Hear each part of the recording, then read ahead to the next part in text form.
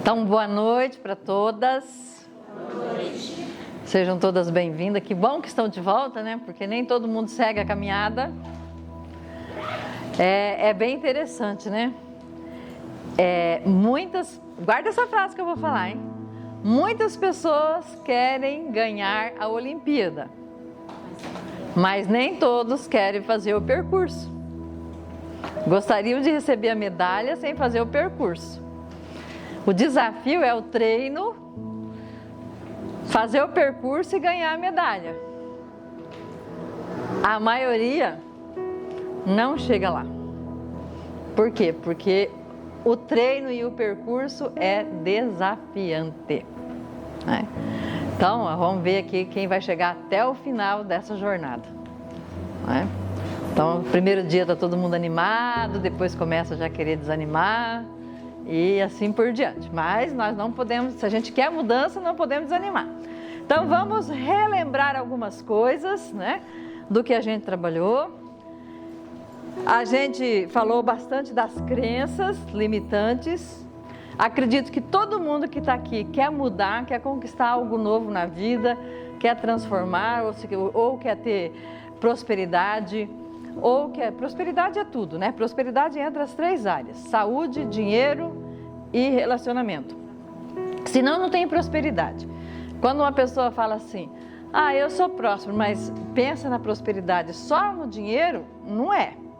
Eu preciso ter saúde, bons relacionamentos, e não é só relacionamento amoroso, relacionamento decente, saudável, né? Que seja saudável, harmonioso, e também preciso ter dinheiro, porque também sem dinheiro ninguém é próspero. Então é um tripé, senão a gente não tem prosperidade. Então, mas muitos querem assim, por exemplo, eu estou bem no relacionamento, eu estou bem de saúde, mas na questão financeira, profissional, não estou caminhando bem, porque profissional e dinheiro caminham junto.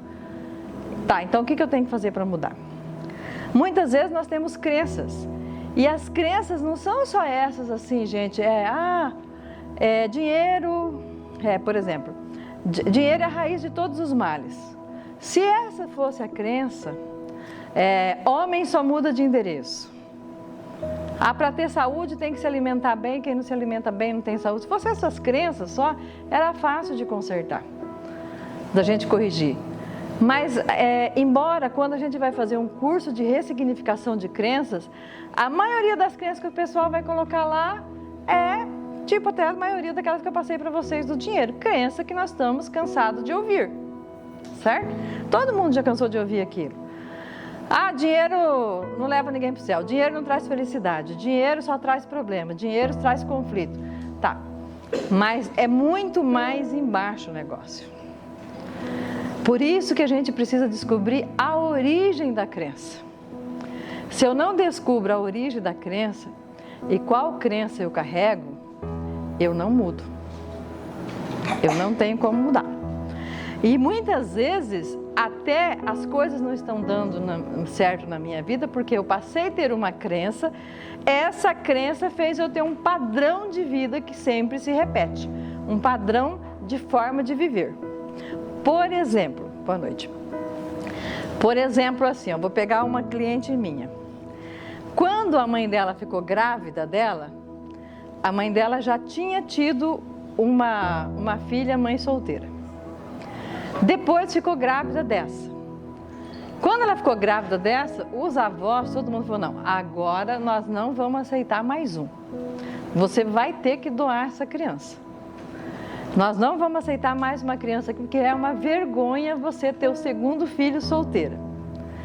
Resumindo, a mãe enfrentou tudo, né? O pai não assumiu de forma nenhuma, enfrentou todo mundo, a criança acabou nascendo. Ela não queria doar, ficou colocar para doação, aquela briga com a família, aquele conflito.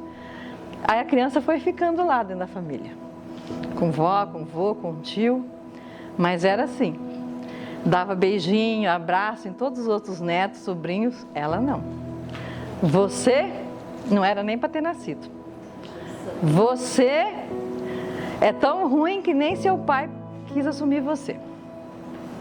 Você foi uma vergonha para a nossa família. O que ela cresceu? ela cresceu com uma crença de que ela vive nesse mundo de favor. E que agora ela tem que compensar todo mundo. Então, todos aqueles que maltrataram ela, agora estão tudo doentes, ela que cuida. Então, ela colocou uma crença na cabeça de que eu não posso crescer, eu tenho que me sacrificar, porque querendo ou não, eles me criaram, então me deixaram pelo menos viver naquela casa, então agora eu tenho que cuidar de todo mundo. E aí agora ela trabalha para sustentar todo mundo e cuidar dos doentes. Então eu não posso prosperar. Então, crença é algo muito profundo. Nós precisamos ver que crença é essa, que me leva a repetir situações na minha vida. De onde surgiu essa crença? A gente precisa se perguntar isso. De onde vem este padrão que está sempre acontecendo na minha vida? De onde que vem essa situação que às vezes eu vou, luto. Quando a coisa começa a caminhar, de repente eu dou um ré e volto na mesma situação. Se isso está acontecendo, tem algo de errado. Tem algo de errado, né? Por uma outra cliente minha, você vê como que às vezes as crenças é muito profundo. Eu fui constelar uma pessoa do Paraná e ela foi, né? E conversando e tal. E ela falou assim, Antônia, todas as casas que eu consegui comprar, que foram 3, eu perdi. Acontece alguma coisa, algum problema de família, eu tenho que vender e ajudar o povo a pagar a conta. Eu nunca consigo ter a minha casa. E eu já estou com mais de 60 anos e isso está me agoniando de eu não conseguir ter minha casa. Aí a gente conversando e tal, de repente eu falei assim, qual que é a sua origem assim de avós, bisavós, que da mãe ela já tinha falado. Ela falou assim, da parte materna, índios. Aí eu falei assim, índio tem casa? Ela falou assim, nossa, é verdade, índio não tem casa. Então, a crença está, índio não tem casa. Você ideal, né, ao sistema. Mas não é só ao sistema, mas é também a memória, né? Índio não tem casa. Então, eu preciso descobrir a origem da onde é a raiz. Quando a gente descobrir a raiz, a gente muda a vida. Toda situação tem uma história raiz. Coloquem isso na cabeça. Toda situação existe uma história raiz. Se você descobrir a história raiz, você muda. Às vezes essa raiz está lá na infância, né? Muitas vezes está na infância, porque a maioria das crenças, elas são colocadas na nossa cabeça até os 7 anos. Tudo bem que a gente coloca outras também, mas aquelas mais terríveis mesmo, é até os 7 anos. Então a gente precisa muitas vezes relembrar na nossa história de família como que essas crenças surgiram. E precisa limpar. E quando eu passei aquele exercício para vocês, eu sei que é longo, mas você pode inclusive ir fazendo, e aí você pode colocar um xizinho naquele que te trouxe emoção. Na medida que você percebeu que outros não te trouxe nenhuma emoção, você vai fazendo só aqueles que te trouxe algum tipo de emoção, porque ali tem uma informação. E se você fizer isso, você vai mudar a informação. Coloca uma coisa na cabeça, gente, não existe mudança sem fazer a limpeza. Se a gente não limpar as memórias negativas, as informações negativas que estão me impedindo de conseguir o que eu quero, é a mesma coisa de jogar a água no barro. Você vai fazer mais sujeira. É preciso limpar o barro. Se eu não limpar, você vai colocar os móveis novos na casa suja? Por que muita gente vai para a imersão, participa de um monte de coisa, volta todo motivado, mas daqui a pouco volta tudo no zero? Porque não limpou. Foi lá, teve um auge, uma animação, uma motivação, mas se não conseguiu limpar lá, não vai mudar, só vai mudar se conseguir limpar. Tem que limpar a sujeira. O que é a sujeira? A crença negativa, a informação negativa que está na nossa memória celular. Se não limpar, não vai mudar. Pode mudar até por um período, daqui a pouco dá um ré. E não vai conseguir. Porque não tem como colocar informação nova no meio da sujeira. É preciso limpar. É a mesma coisa, você instala, vamos pegar o computador. O computador está lá no Windows 10. Você quer colocar o Windows 11. Você consegue colocar o Windows 11 sem formatar ele? Não consegue. A mesma coisa é a nossa vida. Você não vai colocar uma informação nova se você não conseguir tirar a velha. É simples assim. Entendeu isso? Entendeu tudo. Eu preciso tirar aquela informação que estava me impedindo e colocar uma nova informação. É a nova imagem. É como se você quisesse um novo RG. É uma nova forma de viver. É uma nova atitude. Se você quiser conseguir coisa boa, de coisas diferentes, fazendo a mesma coisa, que nem o Albert Einstein falou, né? Seria uma insanidade. Como é que você consegue coisa diferente fazendo a mesma coisa que você sempre fez? Não tem como. Então, eu preciso criar uma nova realidade, precisa de mudanças. Mas a maioria das pessoas não gostam de mudanças, porque mudar dá trabalho. Quando a gente muda de casa, o que acontece quando nós mudamos de casa? É uma trabalheira, né? Aí você chega na nova casa, você leva os seus móveis da sua casa. Que você, por exemplo... Ai, esqueci o celular ligado, meu Deus do céu, só um minutinho.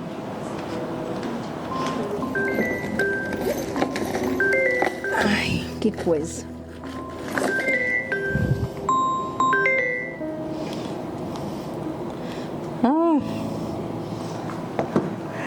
Aí você chega nessa nova casa com seus móveis, mesmo que sejam os mesmos móveis.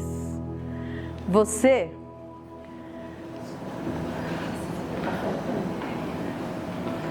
vai perceber que, por exemplo, de repente o seu sofá não cabe naquela casa. Você tem que comprar um sofá novo e desfazer daquele. Às vezes um móvel que você usava na sala, agora você vai colocar no quarto. Você vai mudar de lugar. A Amélia quer uma sacola. Lá. Então, você tem, por exemplo, o que acontece? Alguns móveis você vai desfazer. Alguns você vai colocar no mesmo lugar, assim, que você colocava. Outros você vai trocar de lugar. E você, às vezes, vai ter que comprar algum móvel novo. Porque raramente você vai mudar para uma casa que você não vai precisar de uma coisa nova para ela. Você vai falar, às vezes, uma cortina, um banheiro, alguma coisa para o banheiro, alguma coisa para a sala. Alguma coisa nova você precisa na sua nova casa. A mesma coisa é a nossa mudança. Então, quando eu estou falando que alguns móveis que você tem lá não vai servir mais, então alguns hábitos, alguns costumes, às vezes até algumas amizades, não vai poder fazer mais parte. Vai ter mudança. Virão novas pessoas, novos hábitos, novas parcerias, novas oportunidades. Algumas coisas você vai só trocar de lugar e vai reaproveitar aquilo de uma forma diferente, mas você vai reaproveitar. Nossa, isso aqui eu tenho, agora eu posso reaproveitar. É a mesma coisa. Na medida que eu vou mudando, eu tenho que lembrar da mudança quando eu faço uma mudança. E a mudança dá trabalho. Embala, desembala, limpa e ajeita aqui, ajeita ali, e aqui não ficou bem, e agora isso aqui não dá mais, isso aqui não serve mais. É a mesma coisa quando a gente está mudando. E se prepare também, porque quando a gente começa a mudar, a primeira questão que vem é a família. Nossa, você está diferente. E aí você, por medo de não pertencer, fala, eu tenho que voltar a ser como que era antes, porque a minha família está me desprezando. Então, eu preciso voltar a fazer tudo como antes. Então, exatamente. Ou a igreja, ou sei lá, ou algum grupo que você participa, alguma coisa muda. E tem que pensar também que tudo é frequência. Coloca isso na cabeça. Tudo, o universo gira em torno de frequência.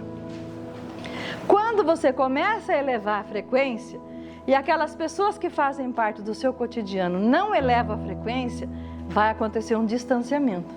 Não precisa brigar, não precisa nada. De repente você vê, nossa, fulano eu quase não vejo mais. Por quê? Porque ela está numa frequência e você está na outra. Elevou a frequência, a gente perde muita amizade. Se distancia, vamos dizer assim. Não é que perde, distancia. As coisas ficam um pouco mais distantes porque agora estamos em frequência diferente. Entendeu? Então, e aquelas pessoas também que fizeram parte da nossa vida, elas foram importantes, porque naquele momento a gente vibrava na mesma frequência e elas fizeram parte de algo importante na nossa vida que elas precisavam, não é para descartar as pessoas, mas precisavam delas. Mas acontece às vezes, vamos dizer assim, um distanciamento natural, quando as frequências começam a mudar, né? Aí eu pedi para vocês tomarem 3 atitudes, né? Esse era o exercício. Mas essas atitudes, eu não estou aqui pedindo para vocês abrir um negócio novo, comprar um carro novo, mudar de casa, trocar de marido, não é isso, né? É atitudes, às vezes, por exemplo, eu reclamo muito. Então, de repente, eu vou parar de reclamar? Então, se eu vou mudar o hábito, uma atitude, que se eu reclamo muito, eu quero mudar esse hábito, como que eu mudo esse hábito? Começo a agradecer. Eu troco o hábito de reclamar para uma nova atitude de gratidão. Ou, de repente, eu preciso fazer caminhada, não estava fazendo, estou muito sedentária. Então, são atitudes. Ou vou alimentar a minha rede social, que eu não estava alimentando, eu vou fazer uma parceria, eu vou começar a fazer, vou criar uma lista de transmissão para mandar algumas ofertas, algumas coisas do meu trabalho para os meus clientes. São atitudes simples, não estou falando para ninguém fazer algo revolucionário, né? É nesse sentido. Bom, então, vamos relembrar um pouquinho essa questão das crenças. Então, trabalhamos bastante essas crenças e colocando, então, que as crenças de identidade, de merecimento e de capacidade, elas foram desenvolvidas principalmente na nossa infância, tá? E como que nós vamos ressignificar essas crenças? Porque isso que é o mais importante, ou mudar, podemos usar o nome que a gente quiser, reprogramar, ressignificar, né? Transmutar, o que você quiser. Então nós vamos, uma das formas, fazer a substituição da crença negativa para uma positiva. Então se eu digo assim, eu não tenho sorte no amor, é uma crença. Como é que eu vou colocar ela no termo positivo? Eu tenho muita sorte no amor. Ou eu consigo relacionamento saudável. Eu tenho relacionamento saudável. Você precisa transformar ela numa crença positiva. Mas muitas vezes, quando você vai fazer o exercício de transformar numa crença positiva, uma negativa para uma positiva, o cérebro vai falar assim: mentirosa. Você não tem relacionamento saudável, coisa nenhuma. É a mesma coisa assim, eu estou devendo até o último fio de cabelo e eu vou lá no espelho e falo: eu sou rica, eu sou milionária. Aí o cérebro fala: mentirosa, você não é coisa nenhuma. O que você pode fazer se você for colocar no positivo e isso te dá essa sensação? Você pode dizer assim, você pode ir na frente, esse é um exercício excelente para fazer. Então você vai na frente do espelho e diga assim, por exemplo: parabéns, Edilaine, você está a caminho de ser uma terapeuta renomada.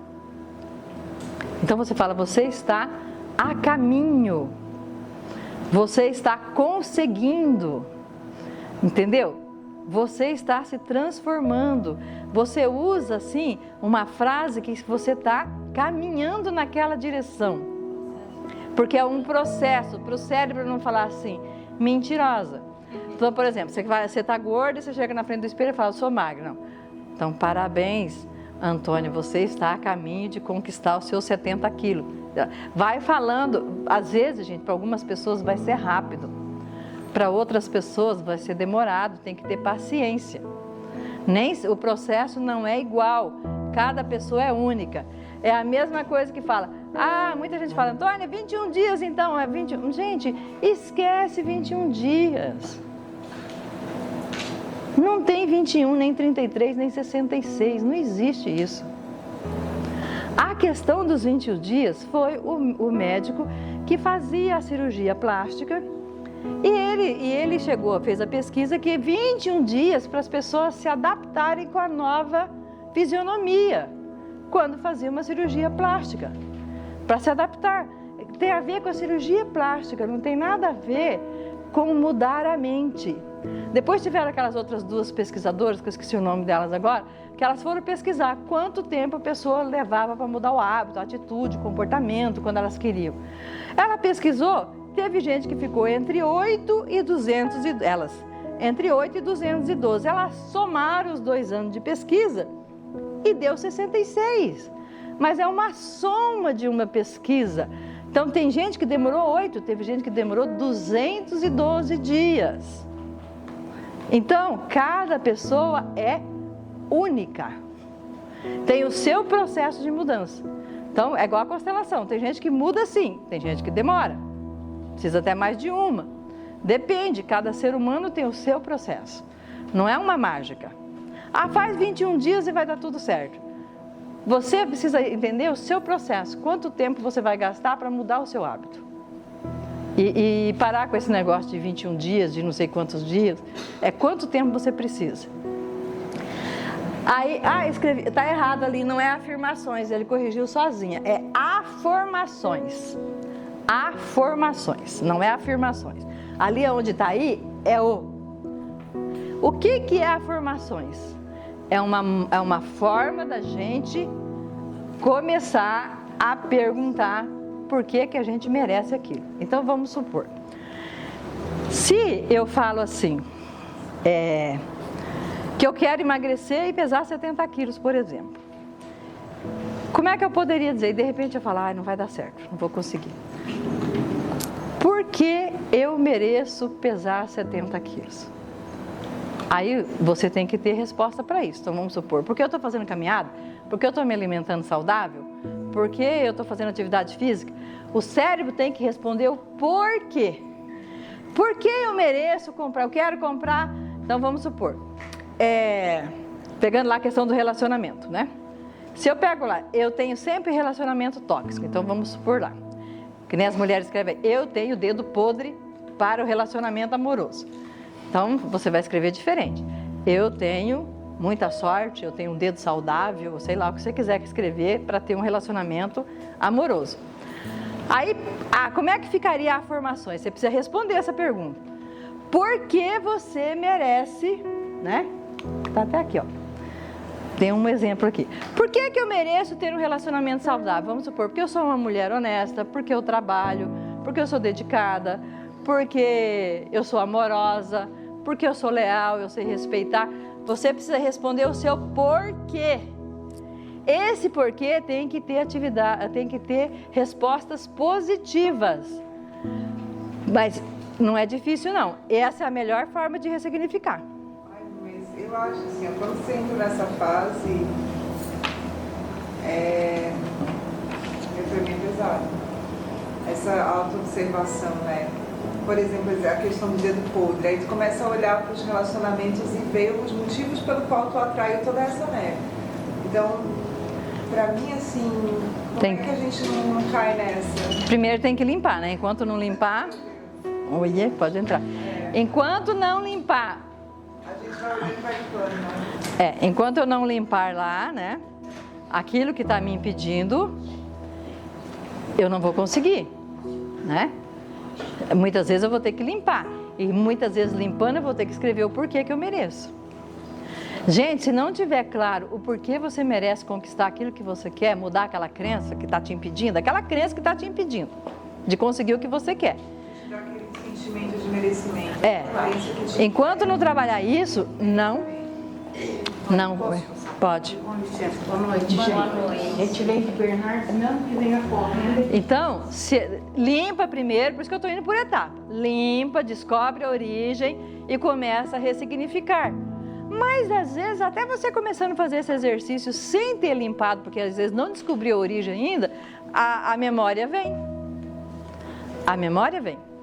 Então, eu preciso começar a trabalhar a situação para eu poder descobrir o que é essa trava, onde está essa trava. Enquanto eu não descubro, fica desafiante mesmo, né? Então, que nem ali, ó, eu nasci pobre. Então, vamos supor assim, nunca vou ser rica porque eu nasci pobre. Aí, você pode mudar. Eu nasci para ser próspera. Ao invés de eu nasci para ser pobre, eu nasci para ser próspera. Esse é colocando no positivo. Agora, por que eu nasci para ser próspera? Porque eu trabalho. Aí você começa. Porque eu estudei, porque eu trabalho, porque eu tenho um emprego, porque eu sou inteligente, porque eu sei fazer isso muito bem, eu posso transformar esse conhecimento que eu tenho numa renda. Então, você começa a... E não fica muito falar que eu mereço ganhar na loteria, que não sei o quê, porque, ó, eu sinto muito. É 400 vezes mais chance de você cair um raio na sua cabeça do que ganhar na loteria. Isso já tem pesquisa. 400 vezes mais do raio cair na cabeça. Então, vamos sair um pouco dessa coisa de loteria, né, e começar a ver o que é que a gente pode entrar na realidade. Então, por que que eu nasci? Por que que eu mereço, né? Eu nasci para ser próspera, por quê? Coloca isso, por quê? E responde os porquês. E aí vamos numa coisa muito mais profunda. Que a grande crença, a grande origem da crença está aqui nisso que eu vou falar agora. Muita gente fala assim, porque a minha origem é pobre. Porque eu nasci pobre, eu casei com pobre. Enfim, como que eu posso ser próspera? Como que eu posso ser rica? Como se eu posso... Mas às vezes a gente fica, a minha origem, tá, a minha origem... Pai, mãe, avós, minha origem de hereditariedade é uma.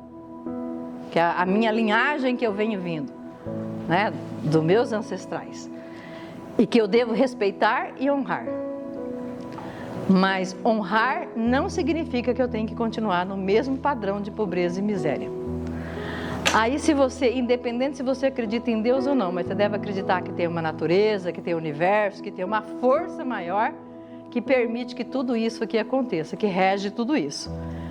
Então, se eu acreditar que eu sou fruto dessa energia, dessa frequência, desse ser extraordinário que permitiu que eu viesse ao mundo, essa é a minha origem. A minha origem é essa. A situação do meu pai, da minha mãe, da minha avó são situações, são fatos. Eles também não nasceram para viver daquele jeito. Se eu ficar presa nessa situação de fato, eu nunca vou mudar a minha realidade. Mas se eu me conectar com a essência divina de onde eu vim, a minha vida transforma. Porque aí eu vou tomar posse de quem eu sou. Não tem povo mais próspero que os judeus. E eles não colocam isso. Lá não tem essa coisa. Você é de família pobre. Fique no seu lugar. Não. Eu sei de onde eu vim. Eu sei de quem eu sou filho. Eu sei quem sou eu. Enquanto eu ficar... eu sou filho de gente pobre. Sou filho de lavadeira. Sou filho de pedreiro. Sou filho de servente. Sou filho de isso, daquilo... gente, se fica nessa coisa não vai mudar nunca. Eu não estou nem falando de riqueza. Eu estou falando de prosperidade. Estou nem falando de riqueza. Porque riqueza... Eu penso que... Eu não penso que eu tenho que ser igual a minha mãe, não. Eu acho que eu tenho que ser melhor que minha mãe. Não é que... Meu filho tem que ser melhor do que eu. Tá, não é que você pensa que você tem. Muitas vezes eu não estou pensando nada de ser igual a minha mãe. Mas às vezes quando a gente vai conversar, a gente solta pra gente. Minha família é família simples, é família isso. Isso está impregnado. Às vezes até para um hábito de falsa modéstia. Minha família é simples. Minha família é de origem humilde. E humildade não tem nada a ver com pobreza. Humildade não tem nada a ver com pobreza. Mas o que eu estou querendo dizer é que muitas vezes a gente se reporta à nossa origem. E Antônia, e também tem muito a questão relacionada a isso, ser por experiência na família. Pessoa veio de uma origem humilde, prosperou, tem riqueza, mas não consegue usufruir disso. Sim, tem muito rico que não consegue. Aliás, tem muito rico que não é próspero, porque ele não usufrui nem do que ele tem. Tem o dinheiro, mas não desfruta dele de uma maneira assim, leve. Porque eu não estou falando de riqueza. Vamos deixar claro. Eu estou falando de prosperidade. Então, muitas vezes eu acho que eu não vou ter porque minha família não é próspera. Por exemplo, minha família, de repente, vamos pegar uma pessoa aí. Minha família é um brigueiro, é uma confusão, é uma encrenca, o povo não pode se encontrar. Então, vamos continuar brigando? A origem, a nossa essência é de briga? É de conflito? A nossa origem é para ficar doente? Não vamos só falar de dinheiro, não, vamos falar isso. É para a gente ficar doente? Seria para ficar doente? Não. Era para a gente ter saúde. Saúde, relacionamento saudável e dinheiro. Dinheiro para você ter pelo menos o essencial. O essencial. Nós estamos falando disso. Não estou nem falando de riqueza. Que para você ensinar os outros a ser rico, você tem que ser rico primeiro. Senão faz que nem um cara aí que escreveu um livro como se tornar rico e era super pobre, depois caiu na contradição, né? Então, entender isso aqui que eu preciso começar a... Gente, se começar a exercitar isso, vai melhorando a vida. É da noite para o dia? Não, é um processo. Até porque não dá para resolver tudo de uma vez só, porque se resolver tudo de uma vez só, morre. Tem que ser igual a novela, né? Vocês sabiam que a maioria dos infartos é porque resolveu alguma coisa? Vocês sabiam disso? Quando você resolve uma pendência muito séria na sua vida, o risco de infartar é grande. Exemplo, eu tô lá assim, não vejo a hora do meu filho se formar, não vejo a hora do meu filho se formar, não vejo a hora do meu filho se formar. Ou não vejo a hora de pagar essa dívida, de pagar essa dívida, de pagar essa dívida. Terminei de pagar a dívida, de repente, 3 dias depois infartei. Por quê? A família fica só contando a história. Aí o filho se formou, o filho casou, o pai morreu, a mãe morreu, alguém... Mas é porque resolveu um conflito. Cada conflito resolvido, a morte ronda. Então, ter trabalho, ter dinheiro e sorte no amor é utopia. Não vai ter os três ao mesmo tempo. Lógico que tem. Lógico que tem. Imagina, isso aí é uma crença. Não resolveu tudo porque sempre tem cor. Veja bem. Não. Vou ensinar vocês a falarem. Você nunca pode dizer assim, tudo que eu quero na vida é pagar minhas dívidas. Você tem que dizer assim, eu quero muito pagar então minhas dívidas e viajar, e passear, e viver com mais leveza. Você tem que ter um projeto posterior àquilo que você está querendo resolver. A prioridade é isso, mas eu quero resolver isso para isso, para usufruir isso. Se eu falo assim, tudo que eu quero é casar minha filha, aí a minha filha casa, eu morro. Não, eu quero ver minha filha casar, ser feliz, poder ter neto, sei lá. Tem que ter projetos. Ai, gente, tudo que você fala da minha mãe, meu Deus. Projetos. Entendeu? Eu quero concluir esse para ter outro. Então, gente, quem é que tem uma vida retinha, bonitinha, mesmo que o nosso relacionamento seja maravilhoso, mesmo que eu tenha recurso financeiro para ter o essencial daquilo que eu quero, e mesmo que eu tenha saúde, eu não tenho tudo, eu sempre tenho algo a mais. Por isso que a vida precisa ter sempre um projeto. Quando a gente perde os projetos de vida, e os projetos não precisam ser nada grandioso, pode ser coisas pequenas. Eu quero casar minha filha e depois quero reformar minha casa. É uma coisa pequena. Mas você tem um projeto, entendeu? Tem gente que acha que projeto tem que ser uma coisa monstruosa. Aí fica aquela... Vai para a internet, vê o povo achando aí, falando de propósito, aí fica tudo frustrado. Antônia, eu não tenho propósito. Filha, seu propósito hoje é pagar suas contas. Botar a sua vida em ordem. Meu propósito hoje, quando eu acordei, era pagar o aluguel. Entendeu? Vida com propósito, tá? Propósito é todo dia se acordar e fazer o melhor que você pode e ter projetos e ter sonhos. Isso é propósito. Mesmo que o seu sonho seja pequenininho, eu quero aprender a tocar teclado, sei lá. Eu quero aprender a dançar. é projeto. É projeto. Entendeu? Não importa se o seu projeto é pequenininho. Eu já pedi perdão para os meus alunos de coaching. Eu formei muito alunos de coaching e já pedi perdão para eles, porque eu massacrei eles com o bendito do propósito, da missão de vida e da visão. E os coitados ficavam lá, mas como? Se vira, vai fazer a sua missão, vai fazer seu propósito. Botava 27 perguntas, responda essas perguntas, você vai encontrar seu propósito. Tinha gente que chorava. Perdão por eu ter feito isso com vocês, né? Perdão, né? Porque massacrei.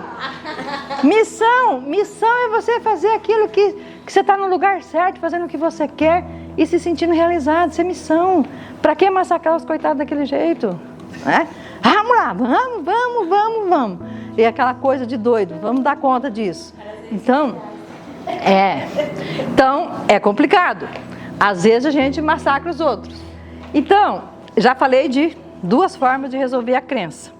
Vou falar da terceira. Conversando com o autor da crença.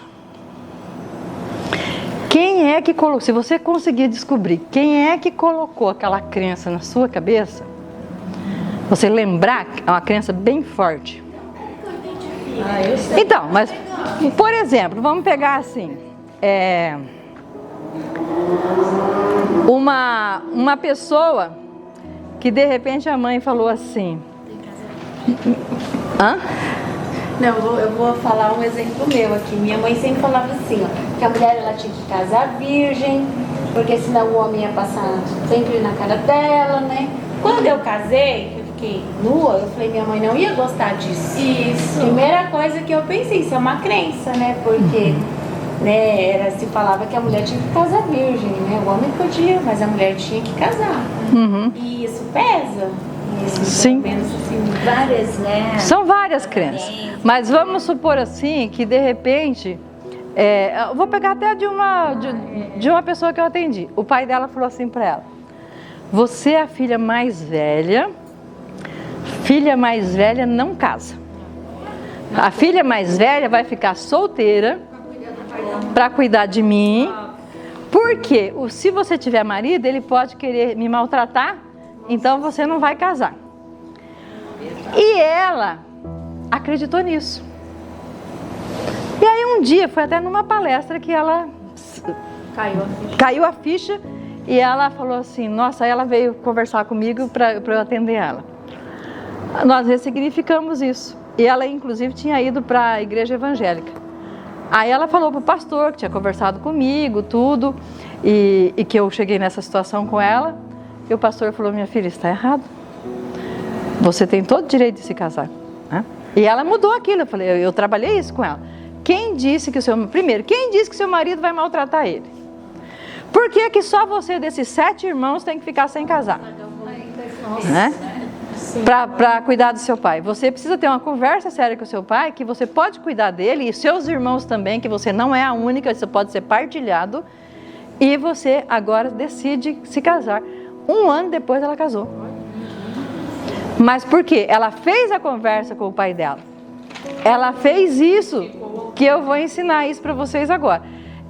Se você puder conversar com a pessoa pessoalmente, maravilha. Se não puder, não dá certo, já morreu, sei lá, ou vai dar uma briga, você fecha os olhos, senta, fecha os olhos, imagina a pessoa na sua frente e, por exemplo, eu sinto muito meu pai. Essa crença de que a filha mais velha não pode se casar é sua. Eu escolho fazer diferente. Eu não posso abrir mão da minha vida porque você tem essa crença. Eu posso ter um marido que te aceita e além de mim, meus irmãos também podem cuidar de você. E ela foi falando isso com o pai, foi falando até ela sentir na alma. E quando ela sentiu na alma, 1 ano depois ela se casou. Ela arrumou um namorado na própria igreja e casou. E com um bom homem, que não foi maltratar o pai dela. Entendeu? Por que ia casar e arrumar um homem que ia maltratar o pai dela? E se são em 7, só ela abre mão, todo mundo estava casado. E ela não. 56 anos. Nossa! Já pensou? 56 anos sem casar. Se ela não quisesse casar, maravilha. mas ela queria casar. Era o sonho dela, casar, entrar na igreja de noivo e casar. E construir a família dela. Então, descobriu a origem da crença. Então eu preciso descobrir o autor da crença. Quem foi que botou esse trem na minha cabeça? Que fez eu acreditar que é assim? Por exemplo, quem foi que colocou na sua cabeça que ninguém pode ter as 3 coisas? E por que as mulheres estão em desarmonia? Porque elas botaram isso na cabeça. Para eu ser uma grande profissional, ser uma empreendedora, eu não posso ser feliz no amor. Eu não posso ter sucesso no amor, sucesso profissional, sucesso financeiro. Eu tenho que abrir mão de um. Isso é coisa de mulher que está com uma crença errada. Eu posso ter tudo, eu posso ser mãe, eu posso ser profissional, eu posso ser dona de negócio, eu posso ser várias coisas. É a mesma coisa, eu já escutei um monte, principalmente aqui em Prudente, a mulher vai abrir um negócio, ela não tem marido, pô, coitada, como é que ela vai abrir um negócio se ela não tem marido?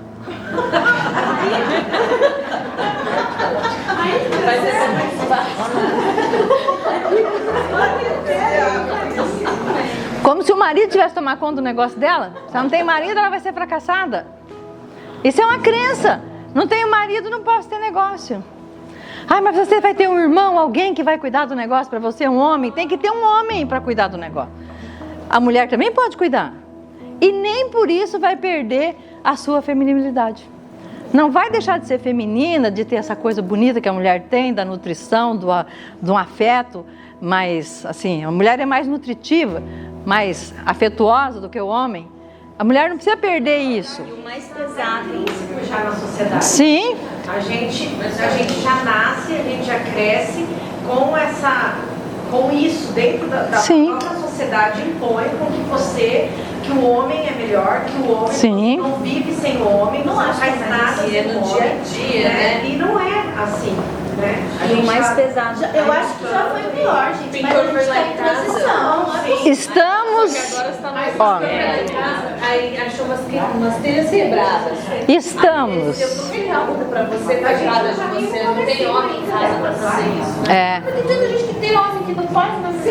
Gente, os homens, a gente não pode colocar os homens como o vilão, não é isso? Os homens são bem-vindos e maravilhosos, são boa companhia. Se Deus fez os dois, porque os dois são importantes. Nós não podemos perder a nossa essência feminina e também começar a se comportar que nem homem. Porque eu nunca vi um homem querendo ser igual às mulheres. A gente que fica querendo ser, né? É questão de equidade, não é nem igualdade, é equidade. Por que não é igualdade? Porque a gente tem hormônios diferentes, forma diferente, corpo diferente. Essa diferença, eu não quero ser igual ao homem. Essas diferenças que eu tenho, eu quero preservar. Agora, na questão de equidade, de respeito, de direito, sim, somos iguais. Então é equidade. Mas na questão biológica, somos diferentes. Somos mais afetivas, né? Temos menos, o homem tem mais força física, nós temos mais força emocional, enfim, são várias, e aqui ninguém está comparando quem é melhor, não é nada disso. Os dois são importantes, os dois fazem uma boa parceria, quando está em harmonia, por isso que se chama Mulheres em Harmonia, para que a gente caminhe em harmonia e não precise ficar disputando nada com ninguém. Sim. E essa crença que não pode ter tudo, se fosse assim, a gente não era filho de Deus. Porque a essência divina é perfeita. O nosso egoísmo é que faz isso. E a gente muitas vezes... Gente, uma pessoa em harmonia, uma pessoa feliz, ela nem passa, ela não puxa tapete de ninguém. Ela não faz concorrência desleal. Ela busca os seus objetivos. E ela não fica nessa competição. Ela vai em busca de parcerias e não de competição. Competição desonesta, né? Então, conversando com essa pessoa, imagine, mas faça esse exercício mesmo. Senta, imagine a pessoa na sua frente e conversa com ela. Até você conseguir ressignificar. Eu tenho mais uma situação de uma cliente também que era muito séria. Ela casou e teve 2 filhas. E aí o marido ia muito para os Estados Unidos, então começou a ter uns problemas, traição, algumas coisas. E ela foi falar para o pai e para a mãe que ela ia se divorciar. Aí a primeira coisa que os pais falaram: filha divorciada não volta para nossa casa. Aqui não entra de novo, então você se vira. Outra coisa, mulher não dá conta de se manter sem um homem. Então você tem que aguentar ele e continuar com ele. Ela falou não. E ela foi tentar fazer diferente, ela até divorciou. Mas aí que começou? Ela tendo que de alguma forma ficar pedindo dinheiro emprestado para irmão, pedindo dinheiro emprestado para um, para outro, porque ela estava com a crença principalmente que a mãe falava, que a mãe aguentou tudo. A mulher tem que aguentar tudo porque a mulher não dá conta de se manter com o trabalho dela. E hoje ela é uma grande profissional renomada. Entendeu? Então... Mais fácil o contrário. Exatamente. Então, e aí também ela ficou naquela coisa, né? Que mulher divorciada, se casasse de novo, ia ter problema com os filhos, blá, blá. E enfim, ela também casou de novo e tá tudo bem. Então, são tudo crenças. A gente tem muitas crenças. Por exemplo, se eu tenho filho pequeno, não posso casar de novo. Gente, tem que saber escolher. Não é botar qualquer um dentro de casa. Mulher também judia, não é só homem que judia de criança, de enteado. A mulher muitas vezes também judia de enteado. A gente só precisa ver se a pessoa com quem a gente está se conectando tem harmonia com os nossos projetos, né? Está em sintonia. E quando a mãe fala, eu não abençoo isso para ser Então, aí tem que falar, eu sinto muito, minha mãe, que você não abençoa, mas é a minha escolha. E eu sigo com a minha escolha e mesmo assim eu pertenço.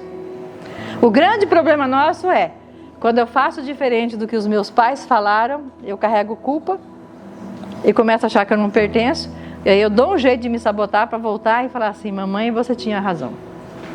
Né? Às vezes elas têm. Às vezes a gente está com a venda nos olhos, não enxerga o que os pais estão falando. Por isso que a gente tem que sair dessa onda de querer salvar o homem, ou o homem também salvar a mulher. Eu escuto muito isso, né? Ah, quando fulano casar com a fulana, vai ser a salvação. Ela vai ser a salvação dele. Ah, minha filha, se você estiver casando com alguém para salvar ele de uma situação, você arrumou para sua cabeça, porque nós não temos poder para consertar ninguém. Falaram isso pra mim, gente. É um peso que eu carrego. Graças a Deus você está salvando meu filho. Ah, Jesus. A pior situação é entrar num casamento sendo salvadora. Cuidado com isso. Não, ele vai mudar. Pode ser que ele não mude, né? São 20 anos já. Né? Sim. Funcionou, mas não pode ser na situação de salvadora. Ela não assumiu o posto que foi dado. Sim, exatamente. Bom, as feridas emocionais da infância. Grande parte também das nossas travas estão aqui. Que virou uma crença, virou um padrão, virou um trauma, enfim, alguma situação. São 5 feridas que a gente normalmente carrega da infância. Abandono, rejeição, injustiça, traição e humilhação. Mas a culpa também é outra, tá? Então vamos lá, ferida do abandono. O que acontece com a criança que tem a ferida do abandono quando adulto? Né? A dor de achar que as pessoas não querem, né? Ela assim, não a querem, e acaba sendo, às vezes, sendo uma intrusa. Ou fica buscando aceitação a todo custo. Então, por exemplo, eu acho que às vezes ela se torna uma intrusa para poder entrar no espaço, ou ela fica assim, fazendo tudo para agradar os outros. Para poder pertencer, né? Para poder fazer parte. Para eu fazer parte, eu faço tudo que as pessoas exigem de mim. Isso quando adulto, tá? Eu quero fazer parte, então eu faço tudo para agradar. A ferida da humilhação. Ela não se sente importante, faz também as coisas para agradar os outros, mas essa daqui, ela faz tanto que ela se sobrecarrega. Ela vai ficar exausta, cansada de tanto que ela faz para poder se sentir importante ali. Ou vai ser aquela pessoa também que para ter um pouco de status, ela é capaz de gastar dinheiro, pagar, fazer qualquer coisa para ela poder dizer que ela está num grupo, por exemplo, que dá um nome para ela, entendeu? Que dá poder. Vamos supor, vou para uma entidade para ser presidente de uma instituição, porque lá eu vou se sentir importante e não vou ser humilhada. Acha que vai curar a ferida da humilhação exercendo tal cargo.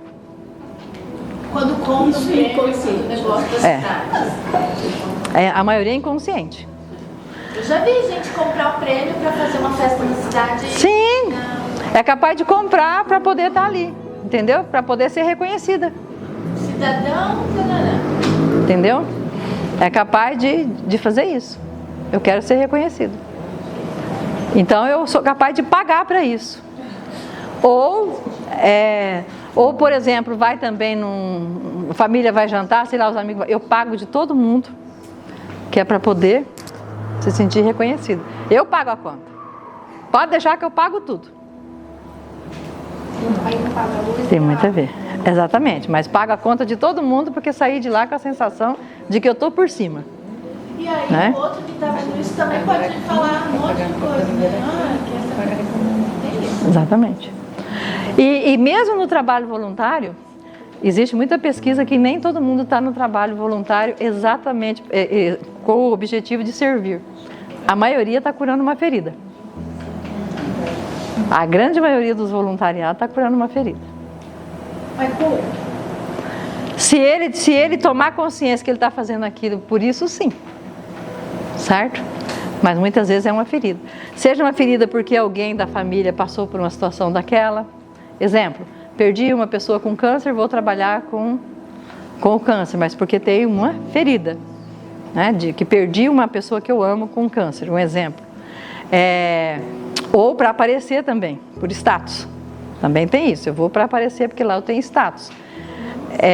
Por culpa, eu fiz alguma coisa errada lá atrás, agora eu preciso fazer um trabalho voluntário para compensar as coisas erradas que eu fiz.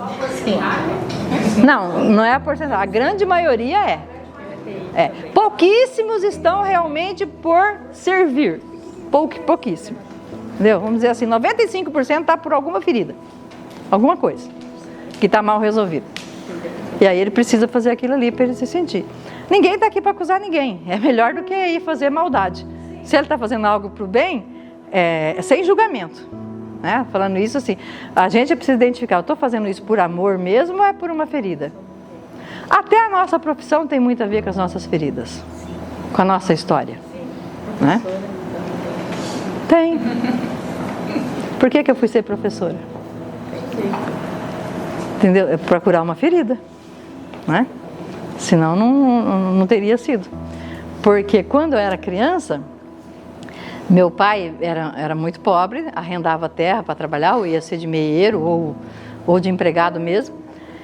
E aí era muita pobreza mesmo.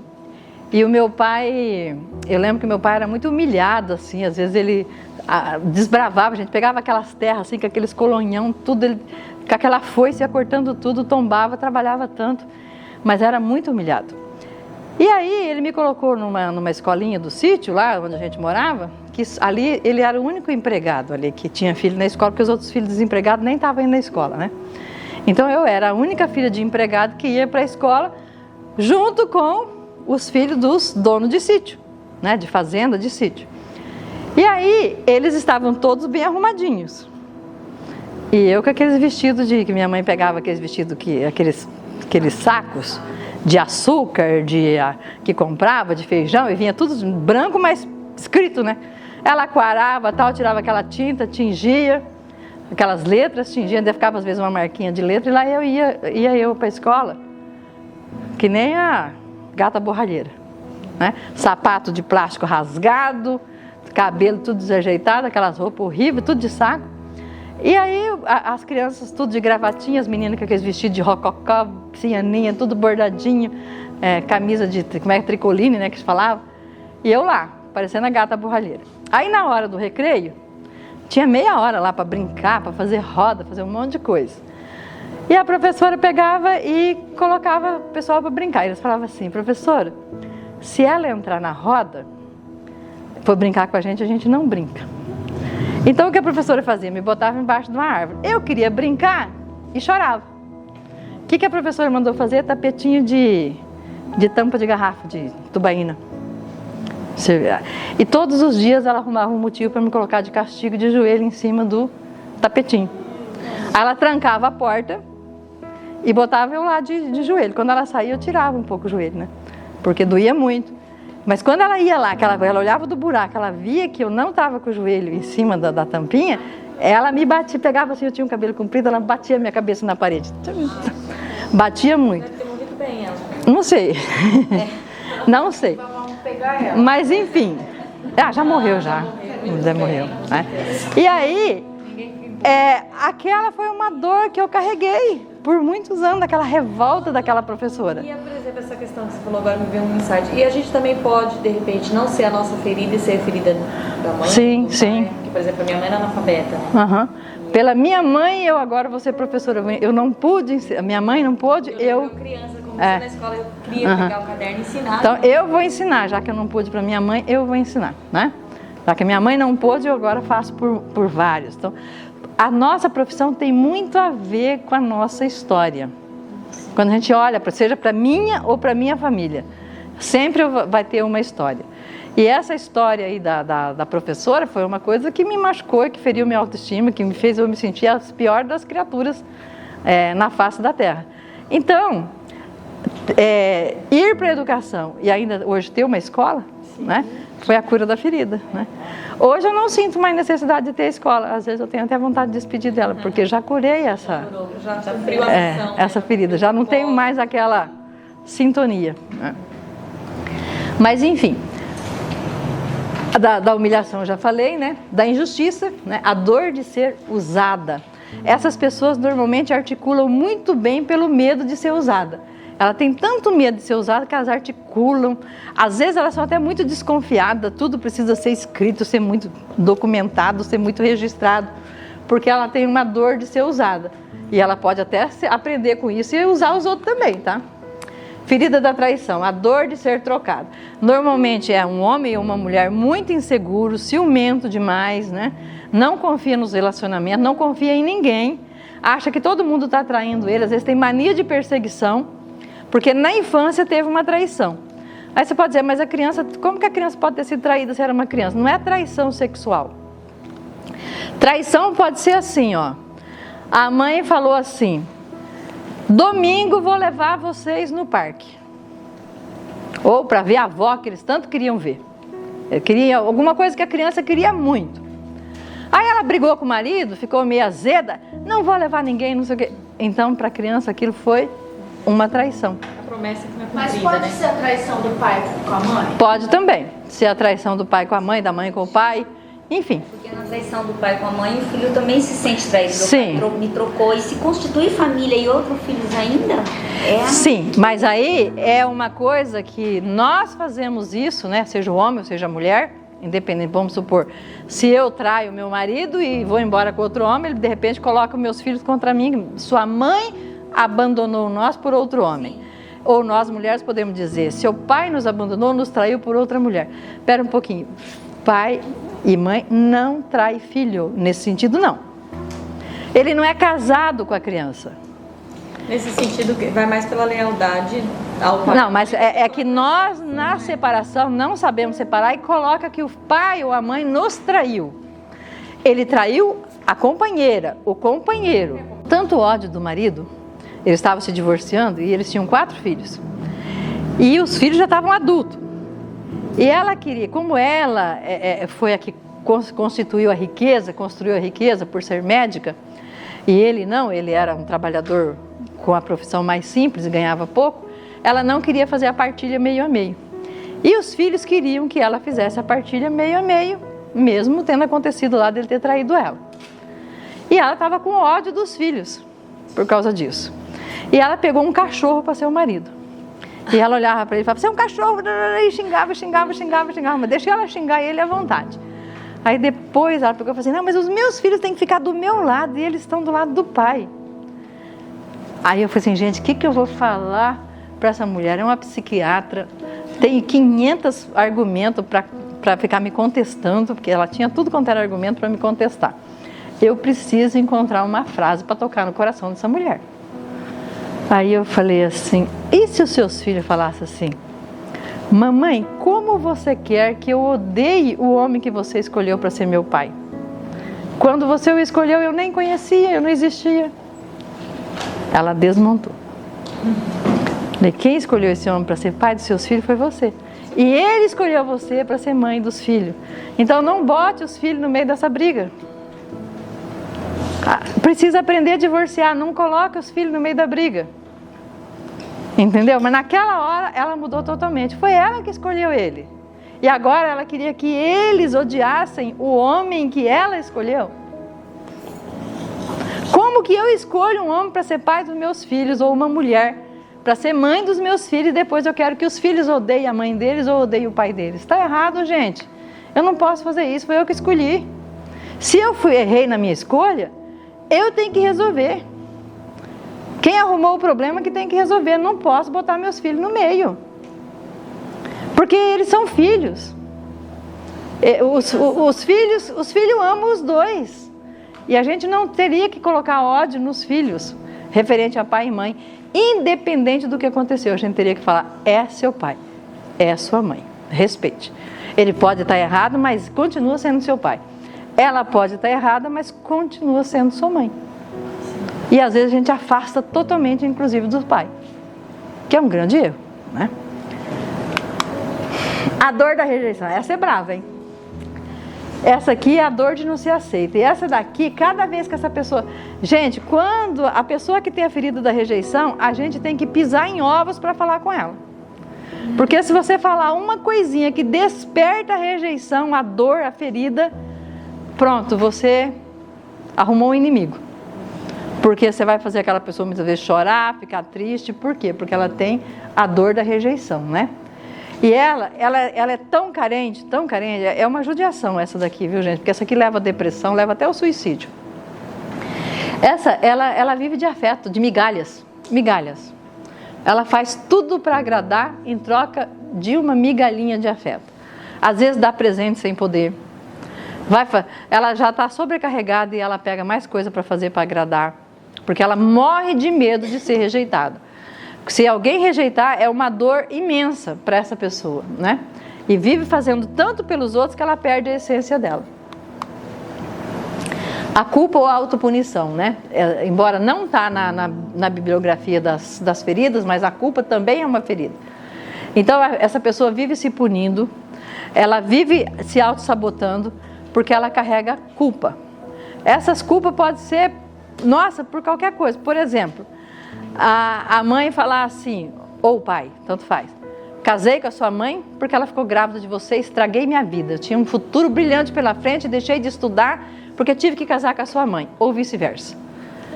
É uma culpa. Puxa, meu pai é um fracassado, ou minha mãe é uma fracassada, porque ficou grávida de mim. Eu posso carregar essa culpa para o resto da vida e não me permitir vencer na vida. É por isso que eu falo, tem que descobrir a origem. Quando a gente descobre a origem de onde vem a nossa trava, a gente se cura. Porque descobriu a origem. Então, de repente, minha mãe falou isso para mim. Então, ou meu pai, e eu estou nessa ferida, que eu não mereço ter nada. Eu tenho um cliente que a mãe dele teve um aborto. Ele é o terceiro filho contando um aborto. E os pais, ele cresceu ouvindo os pais falando assim, se seu irmão não tivesse abortado seu irmão, tivesse nascido, a gente não teria você. Só temos você porque seu irmão morreu. É que nem falar que é o bebê arco-íris, isso me incomoda. Porque a criança já nasce com aquele peso. Quando vem logo depois engravida. Eu não sei expressar dessa forma, mas eu sempre que vejo isso, eu penso exatamente assim. Então, se eu tenho na minha mente que eu só nasci porque meu irmão morreu, é um peso muito grande. É um peso muito grande. Uma falta de sabedoria dos pais. Muito grande de falar isso. Então, essa pessoa às vezes vai se sabotar para sempre. Então, precisa descobrir a origem. Antônio, outra coisa que eu acho que vai gerar uma nova perigo, não sei qual que seria, talvez tenha que dar na rejeição, é essa coisa do chá revelação. A doutora Eleonor Luzes fala isso, que são Sim, mas é uma... Não o chá só revelação. aquela coisa... Vamos supor, o pai está lá. Eu quero um exemplo. Eu falo porque eu tenho muito disso, viu? Eu tenho muitas clientes que o pai queria um menino e nasceu uma menina. E é uma coisa que eu pego muito para constelar. E ela chega lá, mas meu pai não aceitou bem minha gravidez, quando soube que eu era uma menina, meu nascimento, porque ele queria um menino. E às vezes essa menina que nasceu hoje é uma mulher que às vezes se comporta assim, assume tantas responsabilidades masculinas que é para dizer assim, papai, ó, eu não nasci menino, mas eu estou fazendo tudo como se eu fosse menino, tá? E ela fica se sabotando para dizer, eu estou fazendo tudo como se eu fosse menino, então olha para mim, que eu estou fazendo tudo para te agradar, né? E aí se sabota demais. Não é só, entra aqui na culpa. Eu tenho culpa de não ter nascido menino, de ter nascido uma menina, então eu preciso me punir, eu preciso fazer tudo para ser aceita pelo meu pai ou pela minha mãe, porque eles não queriam uma menina, queria um menino. Então, essas coisas que são faladas para os filhos vão destruindo a nossa vida. Por isso que eu estou dizendo para vocês, para a gente entrar em harmonia, a gente tem que fazer essa cura. E essa cura não é uma coisa tão simples assim. O que eu estou passando para vocês é processo de 20 anos de estudo e de vivência, né? Então, se você, às vezes a gente fala assim, a hipnose vai resolver isso, ou a PNL vai resolver aquilo, a terapia vai resolver. Gente, às vezes a gente precisa mais de uma. Quando eu até falei aquele dia, mistura tudo, mas mistura no sentido bom, que eu quero dizer assim, pega o bom de cada um. Você pega o Freud, ele tem coisa boa, você pega Jung, ele tem coisa boa, pega o professor Sérgio Secato, pega Milton Erickson, enfim, vamos pegando as coisas, a gente vai vendo que cada um tem coisa boa e cada um colabora para as nossas curas. E que bom que esses homens e essas mulheres foram grandes pesquisadores e muitos outros continuam ainda, que traz para a gente ferramentas que nos ajudam a se curar, que nos ajudam a encontrar. Pega o Bert com a constelação familiar e muitos outros aí, que não dá nem para falar de todo mundo, né? Pega o Eric Berne, que estudou tanto a criança, a questão do análise transacional. Quanto que o Eric Berne colabora com a gente na questão da criança rebelde, da criança submissa, do adulto, né? Do pai crítico, o pai rígido, o pai que permite, o pai amoroso. Como é que essa convivência familiar, na construção dessa criança, como é que isso interfere, inclusive, na nossa vida adulta. Eu acho até que curso de análise transacional era uma coisa que todo mundo tinha que fazer, entendeu? Para entender a criança, né? Como é que essas coisas acontecem, como é que a gente se forma. Então, aqui ó, só estou aqui porque meu irmão morreu. Isso foi um exemplo, inclusive, que eu peguei, né? Aí tem uma outra história de uma outra cliente, que o pai dela tinha uma coisa muito assim com o cabelo dela, né? Uma coisa com o cabelo, que eu não podia cortar o cabelo. Para cortar um pedacinho tinha que pedir autorização para o pai. E um dia a irmã foi lá e via que o pai tinha muita coisa com o cabelo da irmã e o dela não era tão bonito assim, foi lá e encheu a cabeça da irmã de chiclete. Aí a mãe teve que cortar, né? Quando o pai chegou e viu o cabelo cortado, a menina começou a chorar demais. Olha o que fez com o meu cabelo, fez aquele escândalo. O pai pegou a filha que colocou o chiclete na cabeça e deu uma surra tão grande que a surra foi tão forte que a menina morreu. Aí ela ficou com a culpa, né? Os pais se separaram, o pai virou alcoólatra, morreu na calçada por causa dessa culpa também. E aí essa pessoa ela chegou a pegar até o caminho das drogas, de tão que ela se sentia culpada. E foi muito difícil trabalhar essa moça, né? Então, mas na medida em que ela foi entendendo tudo isso, ela se libertou e conseguiu alavancar. Alavancou a vida. Ela não permitia ter um relacionamento, era tudo tóxico, tudo era... A profissão não dava certo. Hoje ela está fazendo tudo que ela quer, na cidade que ela quer, com o marido que ela quer, do jeito que ela quer. Mas foi um processo longo para ela chegar nesse ponto, né? Então, ó, mudei de cidade. Aqui também é outro caso que eu peguei. O cara mudou de cidade porque o banco trocou ele de cidade. O pai não queria que ele trocasse, ele trocou, 3 meses depois o pai morreu. Agora ele não se permitia ficar bem. Estava inclusive entrando em depressão, numa culpa imensa por causa disso, né? Como se ele fosse culpado da morte do pai. Cometi uma traição e minha esposa entrou em depressão. Então, agora eu sou culpado, né? Porque ela entrou em depressão. Mas ela não precisaria ter entrado em depressão, poderia ter reagido e tomado atitude, né? Então isso é uma ferida dela. Algumas frases que geram culpa e lealdade. Abandonei os estudos porque fiquei grávida de você. Aguentei tanto sofrimento que seu pai fez comigo para não te deixar sem pai, né? Aguentou todo o sofrimento do pai para não te deixar sem pai. Me casei obrigado com sua mãe por causa de você. Então, isso gera uma criança muitas vezes adaptada, que precisou se afastar emocionalmente, né, da família, ou não se sente pertencente, se sente uma pessoa excluída, parece que eu não faço parte daquela família. Enfim, que horas são, gente? 8. Então agora nós vamos fazer outros exercícios. Chega de falar tanto. Agora nós vamos pensar em exercícios para mudar a realidade. Então, vamos pensar assim. Você quer mudar a sua vida. Então, um exercício que você vai fazer, se você quiser, claro, a partir de hoje, durante quanto tempo você quiser. Não tem negócio de 10 dias, 7 dias, 20 dias, pode fazer a vida toda. Primeira coisa, nós estamos na Terra e temos uma conexão também espiritual. Então você vai fazer sempre esse exercício com os pés no chão e a cabeça reta, conectada com o alto. Você tem que imaginar assim, estou conectado na Terra e com o universo, né? Com o celestial. E aí você coloca as suas mãos aqui e num sentimento de gratidão, e nós podemos fazer isso agora, e você vai dizendo gratidão por tudo aquilo que você quer, como se você já tivesse conseguido. Então, por exemplo, gratidão pelo carro tal que eu vou ter, gratidão pelo relacionamento amoroso que eu vou conseguir, vou me casar, vou isso, vou aquilo, vou aquilo, vou aquilo. Vai falando tudo aquilo, agradecendo como se você já tivesse conseguido tudo isso que você deseja, mas conectado. Mas esse exercício precisa ser feito todos os dias. De preferência que você faça olhando para fora. Se puder fazer no ar livre, melhor ainda. Porque você vai estar em conexão com a Terra e com o Celestial. Pode até olhar para cima e agradecer. E começar a agradecer. Esse exercício ele é feito antes de dormir. Não é a qualquer hora.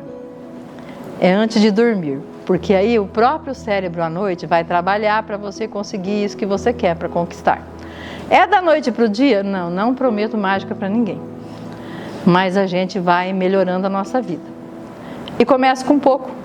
Não precisa começar com muita coisa. Então, eu posso começar a semana inteira, vou agradecer por 3 coisas que eu quero. Porque às vezes se for muito, depois você começa a nem lembrar.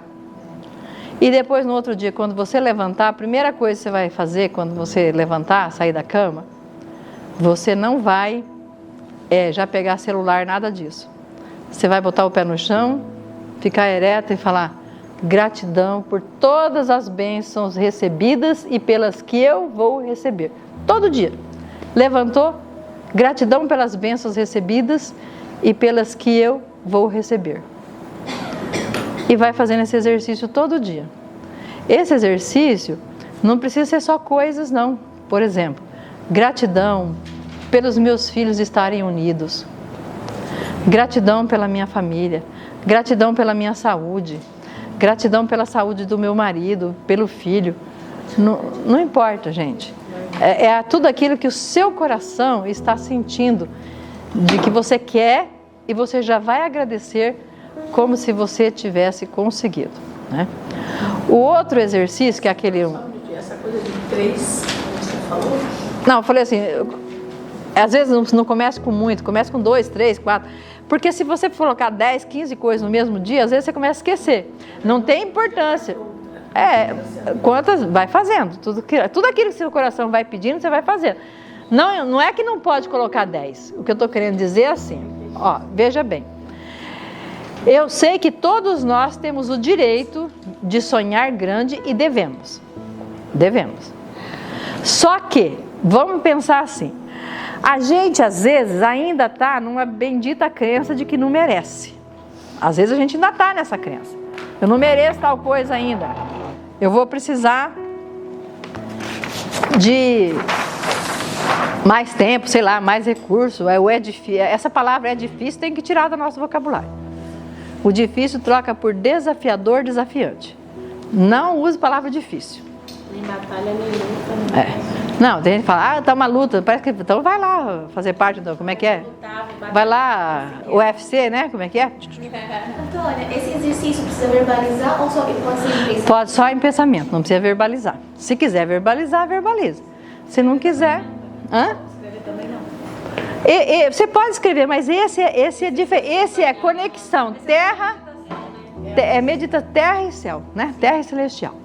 É para a gente conectar, porque nós temos uma essência, né, divina. E a gente precisa se conectar com essa essência, com a nossa centelha divina, a nossa matriz original. Se estiver descalço também na terra, a gente sente até os... Descalço é melhor ainda. Se puder ser descalço, for na terra, mas nem sempre a gente tem a terra para pôr o pé, né? É maravilhoso, porque aí você conecta com a terra. Né? Terra e celestial. Então, às vezes, vamos supor assim, ó. Para a gente começar a acreditar que a gente merece as coisas boas, se a gente muitas vezes pede, por exemplo, vamos supor, que eu estou numa renda de R$3.000 e eu quero uma renda de 20, tá? Eu quero uma renda de 20. Só que se eu não estou acostumada com uma renda de 20, os meus hábitos, o meu costume, a minha mente não está preparada para de repente ter uma renda de 20 mil. Não é que você não queira e que você não mereça. Mas vamos ser sinceros, nem todo mundo tá?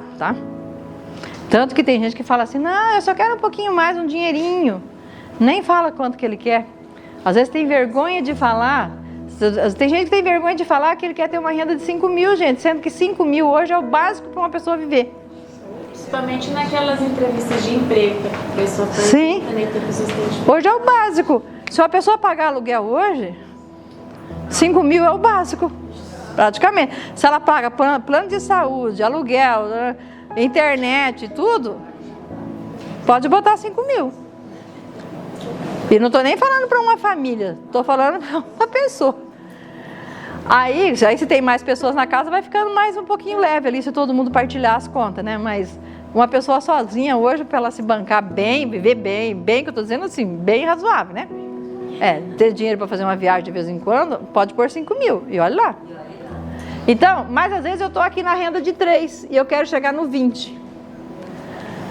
Mas se a minha mente não estiver preparada para dar o salto do 3 para o 20, eu vou me sabotar. Então, o que eu posso fazer? Eu posso fatiar a minha meta. Eu posso começar assim. Dentro para os próximos, vamos supor, 3 meses, eu quero estar com 7, um exemplo.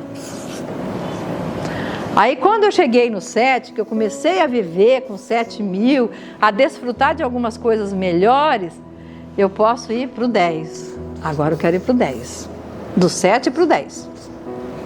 Aí depois você pode ir para o 15. Depois para o 20. Quando eu estou falando de metas gradativas, é para poder trabalhar a mente, os hábitos, o costume, o jeito de viver para não se sabotar. Merecimento. É o merecimento. E também para acreditar. Porque às vezes eu não acredito. Então vamos pensar assim, se a gente pensa na lei da atração. Às vezes, a gente não está preparado para o muito. Tanto que quantas pessoas que ganham na loteria e na Mega Sena voltam para a pobreza? Porque a pobreza não saiu da cabeça dele. Então eu preciso ir tirando a escassez da minha mente para começar a ir ganhando confiança e chegar lá onde eu quero. Eu vou ganhando confiança aos poucos. Mas também as metas têm que ser realistas. Esses dias uma cliente minha que é terapeuta falou assim para mim, na mentoria: Antônio, eu quero 20... Eu falei, qual que é a sua meta de renda para a gente fazer aqui o planejamento? Ela falou assim, 24 mil. Aí eu falei assim, mas espera aí. Quanto você está cobrando a sessão? Os clientes antigos 100, alguns 120 e os novos eu vou cobrar 150. Você não vai conseguir fazer 24 mil com esse valor. Só se você trabalhar cedo, tarde, noite, não tem mais tempo para ir no salão, não tem mais tempo para fazer academia, você não vai ter tempo para mais nada, você só vai atender. E ainda vai ter aquele cliente que vai faltar, que não vai pagar, que isso, que aquilo, que vai pedir desconto. E aí como que você vai chegar como terapeuta a 24 mil? Então vamos ser realistas. Então você vai subir sua sessão para R$500? 300 pelo menos? 400? Ah não, eles não vão pagar. Falei, então não adianta fazer essa meta. Então, como que eu vou fazer uma meta de tirar 24 mil se eu cobro de 100 a 150 o atendimento? E aí como você vai fazer? Você também não consegue assim, 1 hora para cada um certinho. Vamos pegar no meu caso de constelação. Eu faço de 2 em 2 horas a minha agenda. Porque se terminar antes eu tenho tempo de responder as pessoas, tudo. E se não terminar eu tenho 2 horas para atender aquela pessoa. Então a minha agenda é feita de 2 em 2 horas. E também você vai atender todos os dias? Não, você precisa ir no salão, você precisa fazer uma coisa, você tem que... Também tem que balancear isso com a ganância, né? Porque tem gente que vai, chega nos 10, chega nos 15, chega nos 20, mas sempre dá um jeito de gastar e viver na mesma, assim, sempre devendo, continua devendo, quanto mais quer, tem, mais quer, sabe? Não, mas aí a dívida tem outra situação. Eu faço dívida porque eu acho que alguém deve para mim. É outra situação. Aí pode ganhar 100 mil que você vai fazer dívida. Tá? Quando você faz dívida, para quem você vai pedir dinheiro emprestado? Eu não tenho a quem pedir. Não, mas vamos lá. Quem é quando você precisa? Banco. Banco? Por quê? O seu pai devia para o banco? Não. Devia para quem? Meu pai? É, sua mãe, seu pai, seu avô? Quem devia? Não sei. Porque quando eu faço dívida, eu vou pedir dinheiro emprestado para aquela pessoa que eu acho que me deve. É possível que o sistema de outra pessoa interfira no nosso? Porque eu não consigo enxergar nada no meu passado, na minha origem. Principalmente do marido. Então, aí esse é o ponto. Muitas vezes o sistema do marido ou da esposa, do cônjuge, vamos falar assim, do cônjuge nos leva à falência. Porque a energia sexual é a energia mais forte que existe. Tá arrependido.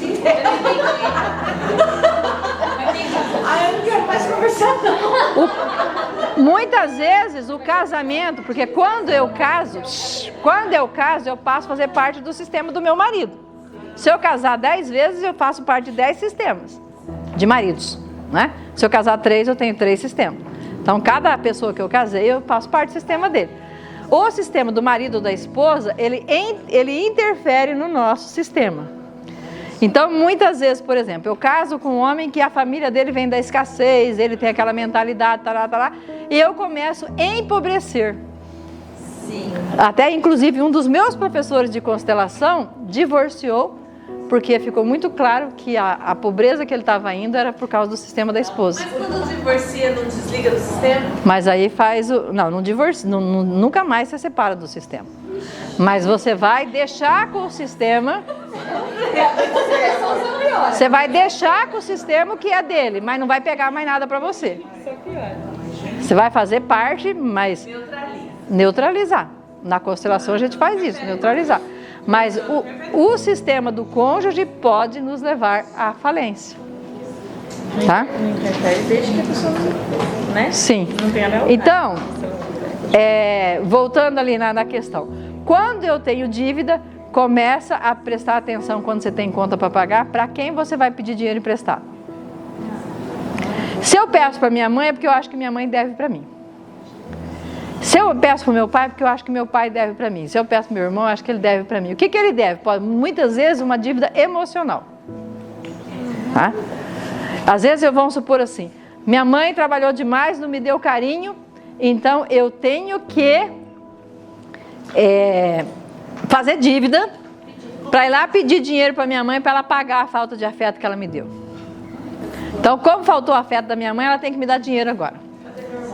Então, eu tenho que compensar, a minha mãe tem que compensar a falta de afeto com dinheiro. Ah, meu pai largou da minha mãe e foi embora, eu vou lá pedir dinheiro para ele porque ele tem E também, por exemplo, que uma pessoa que às vezes vem uma família até abastada, vamos supor, mas a única forma que ela conheceu de amor foi material. Sim. Ela vai achar uma forma... Mas é porque deve. É dívida emocional. A maioria é dívida emocional.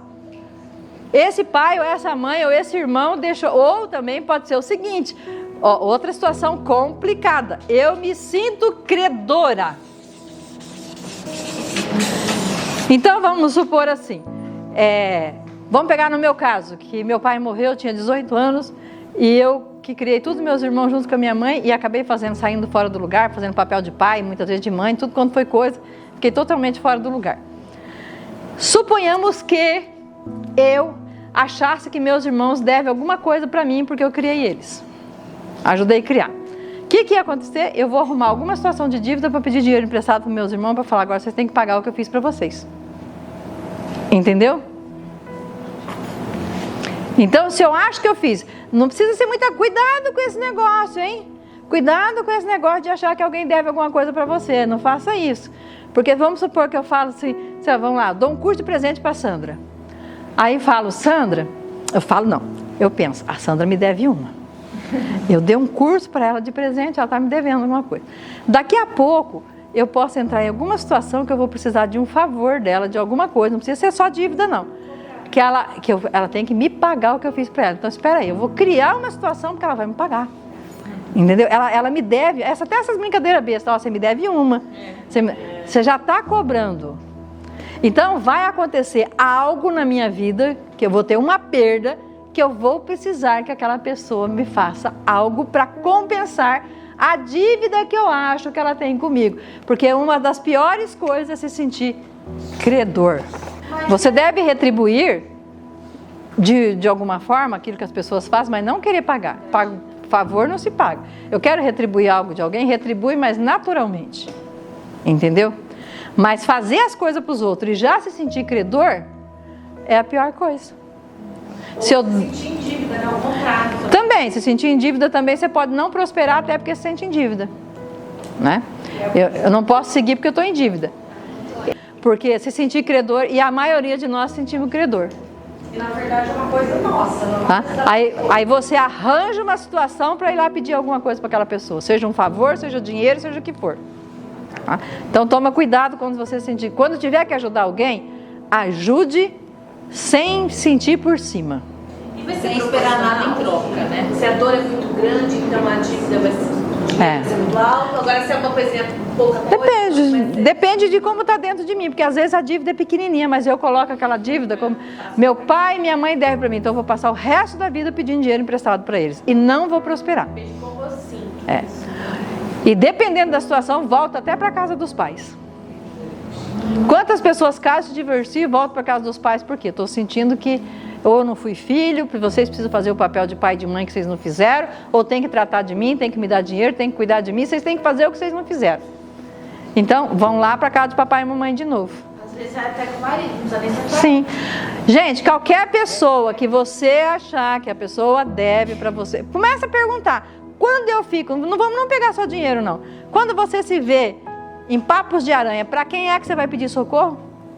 Então, era para minha mãe. Não. Agora não tem mais ninguém. Não, nem às vezes nem que for uma amiga a gente vai pedir, porque a gente acha que deve pra gente. Quando ela precisa eu escuto ela, agora tem que me escutar. É verdade. Uhum. Não de dinheiro. Sim. Qualquer coisa eu tô falando, um favor, vou chorar as pitangas com quem? Socorre. Me socorre. Por quê? Porque eu acho que aquela pessoa deve alguma coisa pra mim. Eu já fiz muito por essa pessoa. Então eu tenho que cobrar dela. Aí o namorado tem que me largar, o marido tem que brigar comigo, eu atraio uma situação para ir lá e falar, amiga, você me deve, eu fico te escutando, então agora você tem que me escutar. Então você atrai situações trágicas, inclusive, para a sua vida, para poder ir lá cobrar de quem você acha que deve para você. Cuidado com isso. Cuidado com essa questão de credor. Quando fizer, faça de coração, livre, sem ficar cobrando nada de ninguém. Entrou na cobrança, emaranhou. Entendeu? Não devemos ficar se sentindo cobrando nada de ninguém. Voltando lá para o exercício do espelho. Aquilo que você está querendo e que às vezes você ainda acha que você não merece, ou que você não tem capacidade, Então você começa a falar. Então vamos supor que você quer falar lá de terapeuta. Parabéns, Edilane, você está conseguindo conquistar cada dia mais clientes. Parabéns, Edilane, você já estão a caminho 10 clientes semanais para você. Olha no espelho, se for o caso, até faça a posição Mulher Maravilha, e olha no espelho e vai falando com você, dando parabéns para você e conversando com aquilo que você quer. Mas se você não consegue falar, eu já tenho isso e você não tem, e aí você vai sentir mentirosa, você fala, você está conseguindo, está a caminho, né? Você está transformando, você está mudando para isso, você está conseguindo. Sim. E aí, gente, se a gente fizer, é que a gente tem preguiça. A gente começa a fazer as coisas e para, mas se a gente fizesse tudo certinho essas coisas, elas funcionam. Mas tem que fazer com fé, com vontade, né? Acreditando, sempre acreditando. E também começar a parar com essa história de achar que porque você é bonzinha, porque você é boazinha, porque você faz, porque isso, porque aquilo, que você vai conseguir as coisas. O universo não quer nem saber se você é bonzinho. Ele quer saber da sua frequência. A sua frequência. Que o bonzinho não tem valor nenhum. Nenhum. Todo mundo, quando quer aproveitar e abusar, onde eles vão? No bonzinho. Por exemplo, quando esse dia eu falei para uma colega minha, que ela cobra barato, atende domingo, qualquer hora que precisar socorrer, salão, essas coisas, cabelo, essas coisas, pé e mão. Então, todo mundo, quando precisa ali do socorro, corre lá nela, porque ela atende qualquer hora, qualquer dia, e é barato. Quando eles querem fazer as coisas mais bonitas, eles vão no salão caro. Só lembram dela na hora do socorro. Falei, para de ser boazinha. Começa a falar, tem agenda. Você quer agendar para que dia? Não é assim, ai, fulana, me socorre, eu preciso não sei o que. Você não é corpo de bombeiro? Ó, gente, começa a colocar ordem, posiciona, que vai ver. Enquanto todo mundo que é disponível demais, ninguém dá valor. Ninguém dá valor em pessoas muito disponíveis. Mas ninguém mesmo, nem marido. Não dá. Porque está disponível sempre demais. Todo mundo gosta de uma coisinha meio difícil. É igual coisa barata. Alguém dá valor em coisa barata? Eles até querem as coisas baratas, mas eles vão postar. O que as pessoas postam? As pessoas postam que foi lá no salão baratinho. Elas postam que foi lá no lanche que é baratinho, que você bota o braço assim, tá grudando. Não, você senta assim, tem lanche que você senta, coloca assim na mesa, o braço gruda de tanta sujeira, né? Então, mas se ele vai num lugar famoso, ele posta. Se ele vai num lugar caro, ele posta. Mas fica fazendo as coisas baratinhas para ver se alguém dá valor. Nunca vai falar. Nunca vai postar uma foto com você, nunca vai postar nada com você, porque vai falar, não, ela é simples, eu tenho que postar com quem tem uma imagem bababá, né? Que horas são que hoje nós temos um eventozinho pequenininho? Então acho que podemos. Eu estava olhando, é 8. Elas já chegaram, Amélia? 20h40. Chegou? Já. Tá. Deixa eu aproveitar e fazer um convite para vocês. Amanhã, mas amanhã às 18 horas que começa, vai ser do dia 8 ao dia 14 a exposição no Prudent Shop das mulheres que brilham, de Presidente Prudente as fotos, e eu sou uma delas, tá?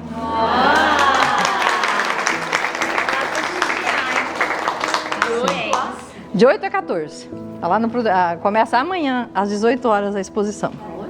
No Prudent Shopping. Chama Mulheres que Brilham. É da revista Paparazzi com o Prudent Shopping, uma parceria. Obrigada. Então, quem estiver passando lá pelo shopping, eu amanhã acho que não consigo ir, porque o Roberto não sei se sai até essa hora, mas pelo menos depois eu vou lá. Começa amanhã às 18. E aí vai até o dia 14 às 18. Aí encerra, até o dia 14. É a semana da mulher que o Prudent Shop está fazendo, né?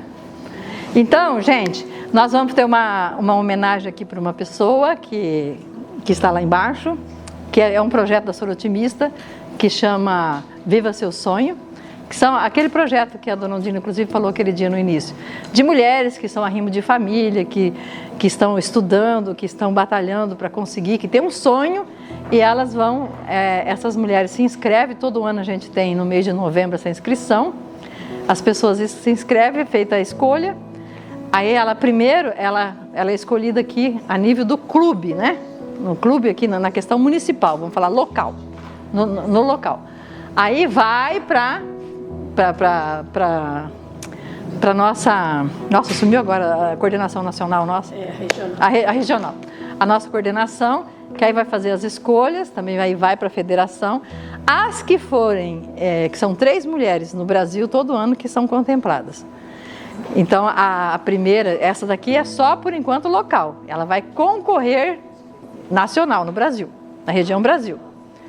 Se ela ganhar, ela pode ganhar $5.000, $3.000 ou $1.000.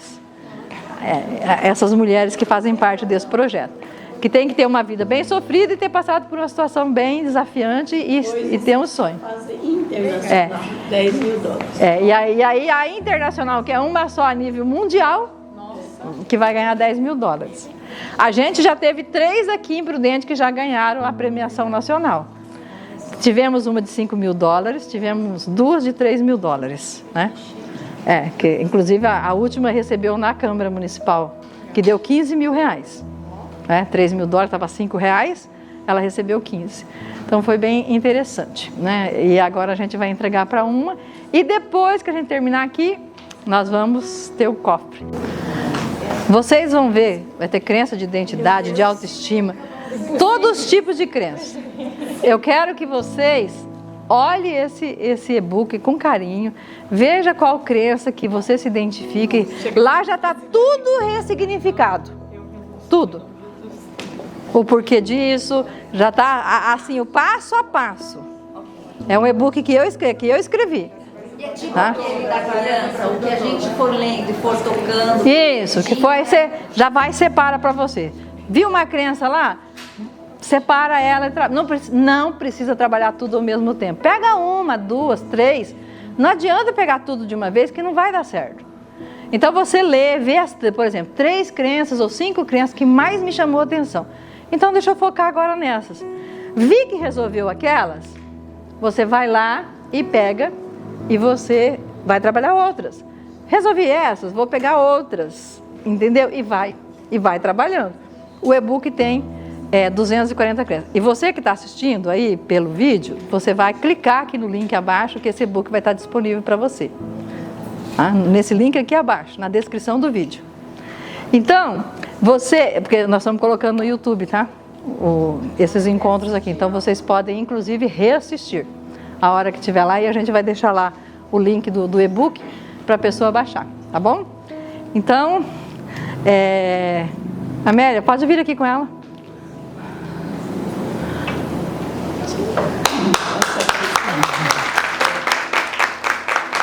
Boa noite a todas.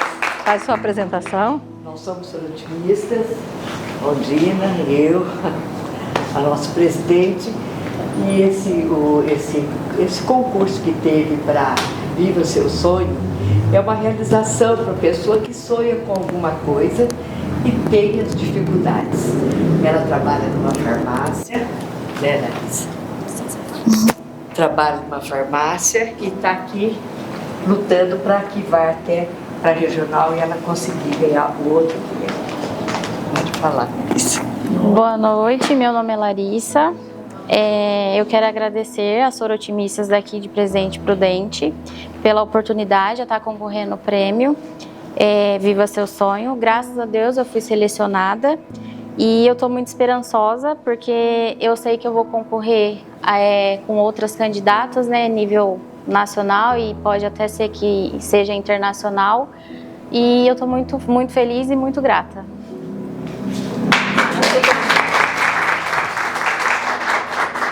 Então vamos entregar. Vem cá, senhora. Você pode entregar, senhora. Fica aqui, meu bem. Entregar o prêmio. Para você é um prêmiozinho nosso a nível municipal, aqui a nível, né? Local. Nosso local, do Presidente Prudente. E vamos torcer para que você possa concorrer agora no nível regional com os outros clubes sorotimistas, né? Para ir para essa outra etapa. E parabéns. Obrigada. Viu? Parabéns, porque Obrigada. ela é uma guerreira, né? Ela tem toda uma história de superação e uma história, então, de quem está querendo empreender, não é isso? Trabalhando, empreendendo. Ela quer fazer a faculdade. Então, ela quer estudar, que é o que a gente quer. Ela quer fazer a faculdade, né? E ela, então, está galgando, né, esses passos, fazendo o seu trabalho para isso. Não é? Obrigada. Então é isso, gente. Você vai falar alguma coisa? Não, parabéns, tá? Obrigada. Eu sou Antônia. Parabéns por todo o seu processo aí de. Agora nós vamos ter um lanche ali e aí a gente vai terminar com esse momento festivo. Tá bom? Esse foi o nosso segundo encontro e te aguardo no terceiro encontro.